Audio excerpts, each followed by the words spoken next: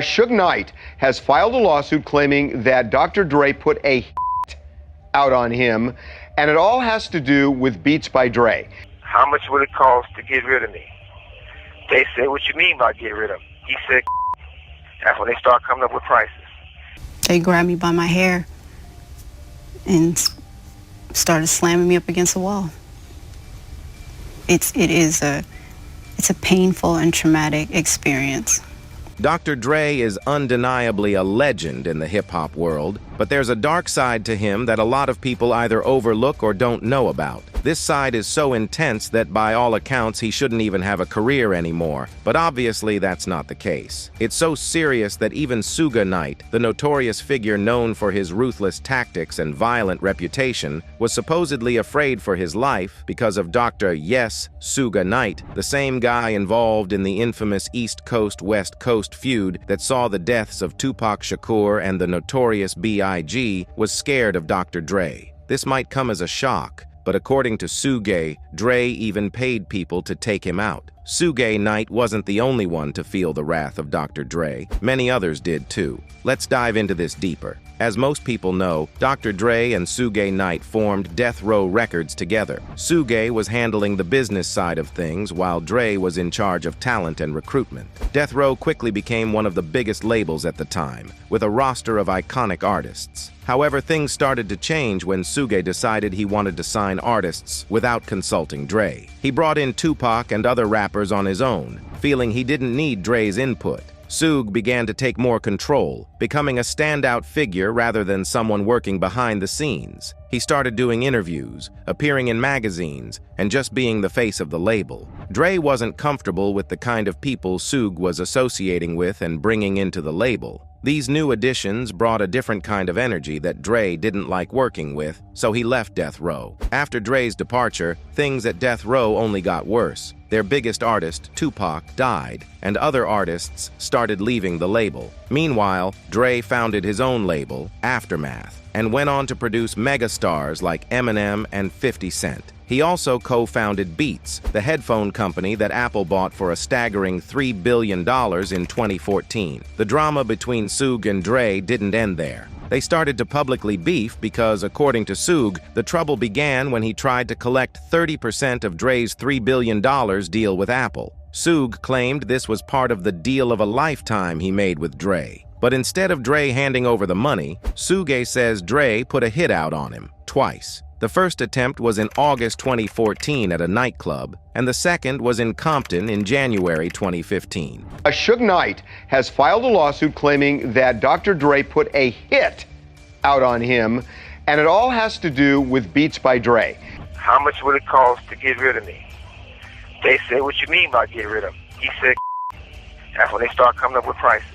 It's worth noting that it was on this same day in January 2015 that Suge ran over and K worded a man in a Tam's Burgers parking lot. On that day, during the filming of Straight Outta Compton, Suge Knight showed up in his red Ford F-150 Raptor, aiming to settle things with Dr. Dre after receiving a call. He was also pissed because he didn't get any compensation for his character being portrayed in the movie. According to Bone Sloan, a Bloods affiliate hired as security for the production, this was his account to the police. Bone, who had a role in the movie Training Day, was there to keep things authentic and manage local tensions. As part of a lawsuit, his duties included recruiting known gang members to serve as cast members and extras for the filming, as well as providing security for on-location shooting in gang-controlled neighborhoods. Bone had a long-standing beef with Suge Knight, spanning more than a decade of bad blood. One of Bone's specific tasks was to keep Knight away from the set. Unfortunately, this decision to hire him would turn out to be deadly. After taping a promotional spot for Straight Outta Compton at a Compton barbershop called Holiday Styles in January, the crew took a break for lunch and headed to their trailers on North Bullis Road, a Pyru-controlled area. But despite Bone's efforts, Suge showed up anyway. Knight approached Ice Cube's head of security, Kibo, with a surprisingly calm demeanor. He said, "I come in peace. I didn't come down here to start no problems. That's why I came by myself," according to Kibo's account to Esquire UK.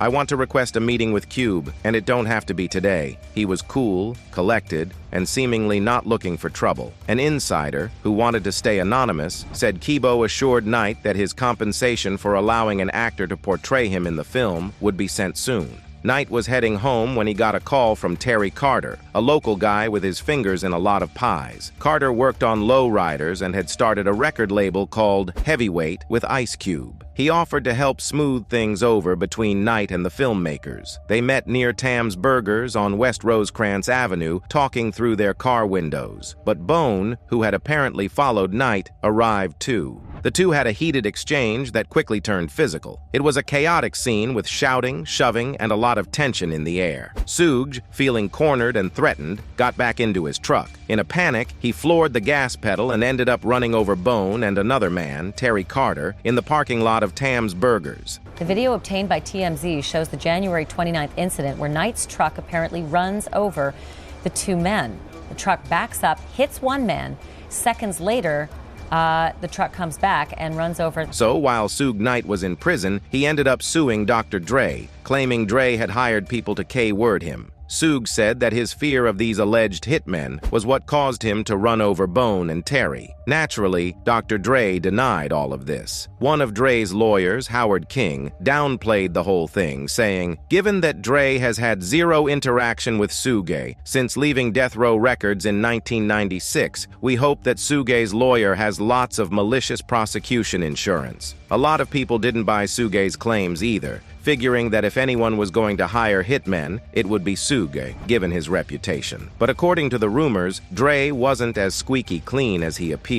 Even though Aftermath Records wasn't exactly lighting up the charts after Dre left Death Row, he had some serious backing from powerful people. There's talk that he even hid out at Clive Davis's house for a while. With these connections, Dre supposedly used his influence to deal with people who crossed him. They either ended up in jail or dead. This wasn't just over typical beef. It was about keeping things Dre didn't want public, especially rumors about his sex preference. Suge was one of the people who publicly called Dre out, accusing him of being bi. Tupac did the same thing. Suge claimed that Tupac hated Dre. Initially, Tupac respected Dre and even saw him as an idol, but things went sour. Tupac's beef with Dre mainly stemmed from two things: Dre not siding with Snoop during his trial and not appearing as a witness when Snoop's defense team asked him to, and Dre leaving Death Row. That's when Tupac really went off on Dre.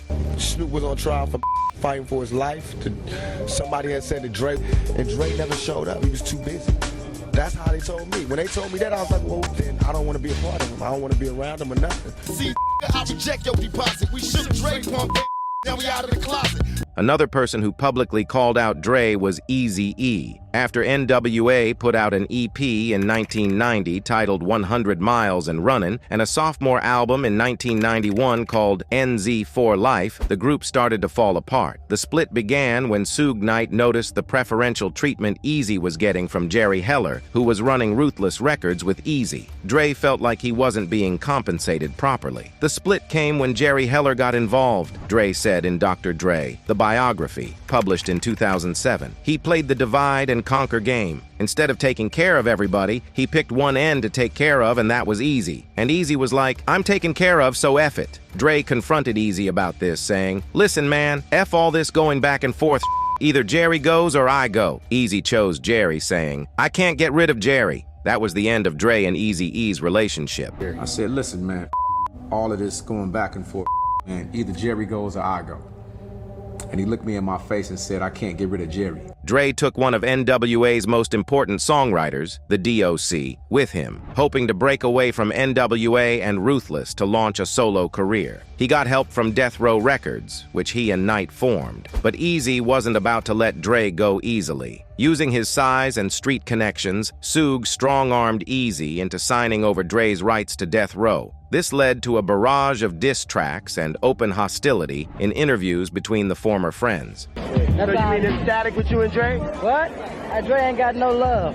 Now, look at where everyone who had a feud with Dre ended up, either in jail or dead. But that's just scratching the surface. Dr. Dre has a long history of violence against women, and some people speculate that his repressed might be fueling his abusive behavior. Let's start with Terry B. Terry B., whose real name is Teresa Beth, got her start in the music scene as part of a female dance group called Bardu. After they dropped their debut single 3-Time Lover in 1987, Terry decided to leave the group and reinvent herself as a white female rapper. Eazy-E saw potential in her and signed her to his new label, Compton Records, which was distributed by MCA. You probably haven't heard of Compton Records because Terry B's 1990 debut album, Power of a Woman, was the only record it ever released. Back then, it was a tradition for all the members of NWA to feature on the last song of any album by an artist affiliated with them. For example, the grand finale on the DOC's album was the last track Ice Cube did with NWA before he left.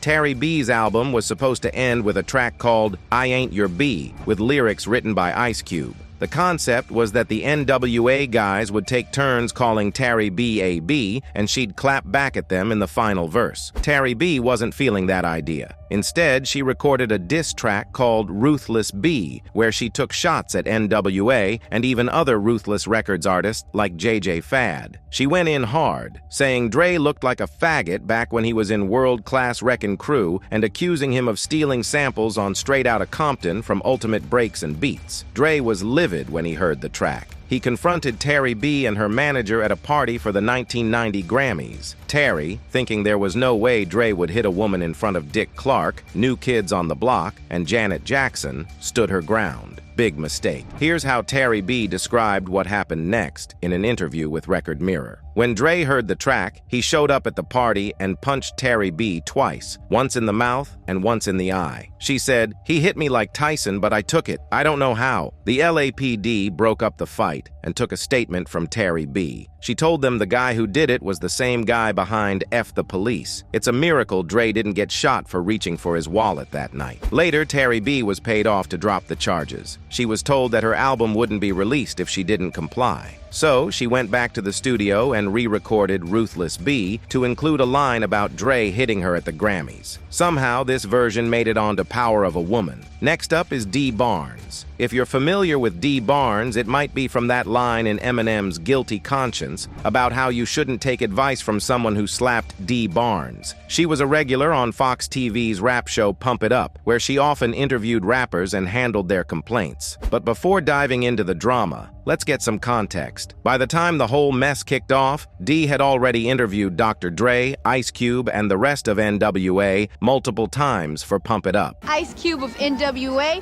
will be hanging out with him and all his homies at his house.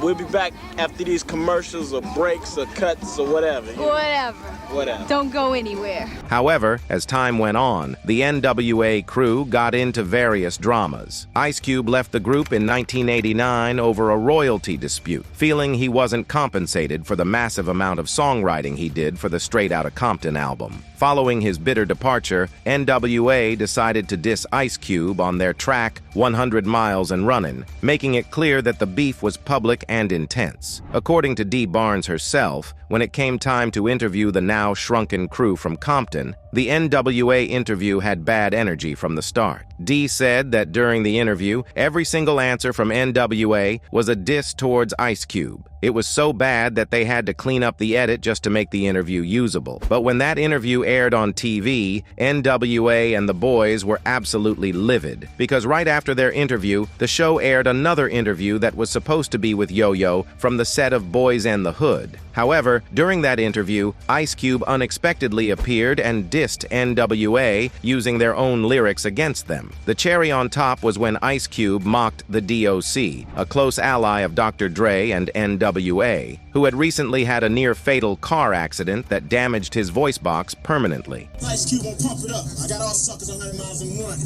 Like to give a shout out to the DOC. For the record, even at the time, D Barnes said she didn't think they should air that segment, but as just a presenter, she didn't have the final say over the edit. Unfortunately, the final edit sensationalized the story by playing the two clips back to back. After Ice Cube's interview aired, Dee turned to the camera and mentioned that she's always in the middle of controversy. It's the D, always in the middle of controversy, right here, let's pump it up. This was likely a reflexive response to an awkward situation, but in the edit, it looked like she was stoking the flames, encouraging the beef between Ice Cube and NWA, and positioning herself right in the middle of it. After the interview fiasco, some time went by, but Dr. Dre and Dee Barnes eventually crossed paths again. Given that they rolled in the same circles, it wasn't too surprising. Both were prominent figures in the music industry and had worked together on multiple occasions. However, this time their encounter was far from cordial. At a Def Jam Records party, a drunken Dr. Dre spotted Dee Barnes. Still furious about how the interview had been presented, he flew into a blind rage. According to Rolling Stone reporter Alan Light, in an article called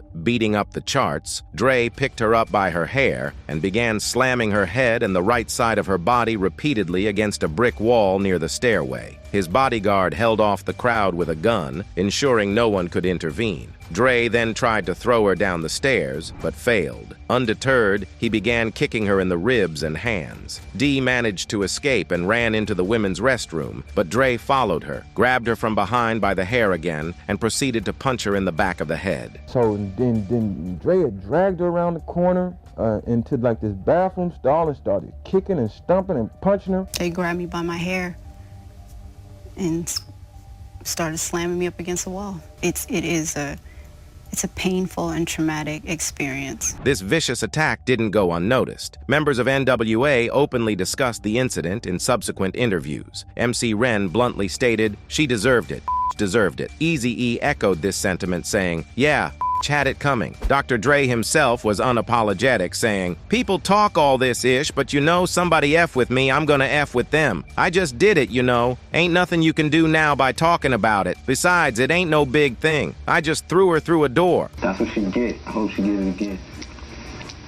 She got beat down. The host of that show did something that she knows what she did and got beat down, and I hope it happened again. Dee Barnes tried to sue Dr. Dre for $22.75 million, but the case was settled out of court. In March 2015, Michelle, who is not only a well-known R&B singer but also the mother of one of Dr. Dre's children, came forward with serious accusations against Dre. She claimed that during their relationship, Dre subjected her to domestic violence. One night he came in, I guess he went out with stock and yelling, and he came in drunk and just took off and sucked me in the ass. Despite the gravity of her allegations, Michelle didn't pursue legal action. Her tumultuous relationship with Dre was later depicted in the 2016 biopic Surviving Compton, Dre, Suge, and Michelle. This movie didn't just touch on her relationship with Dre, but also with Suge Knight, another major figure in the rap industry. When news about the biopic started circulating, Dre issued a cease and desist letter to Lifetime, Sony Pictures, and the filmmakers, threatening to sue. However, he never followed through with the lawsuit. More allegations about Dre's abusive behavior came to light in Ben Westhoff's book, Original Gangstas, The Untold Story of Dr. Dre, Eazy-E, Ice Cube, Tupac Shakur, and the Birth of West Coast Rap. In the book, Lisa Johnson, another woman from Dre's past, revealed that he had beaten her multiple times, including while she was pregnant. Johnson was eventually granted a restraining order against him, highlighting just how serious the abuse had been. Fast forward to 2015, during the press tour for the film Straight Outta Compton, questions started surfacing about the film's portrayal of NWA and the glaring omission of Dre's history of violence against women. This renewed attention put Dre in the hot seat, and he was forced to address his past publicly. In an interview with Rolling Stone in August 2015, Dre reflected on his abusive behavior. He admitted to making effing horrible mistakes in his youth, acknowledging that some of the allegations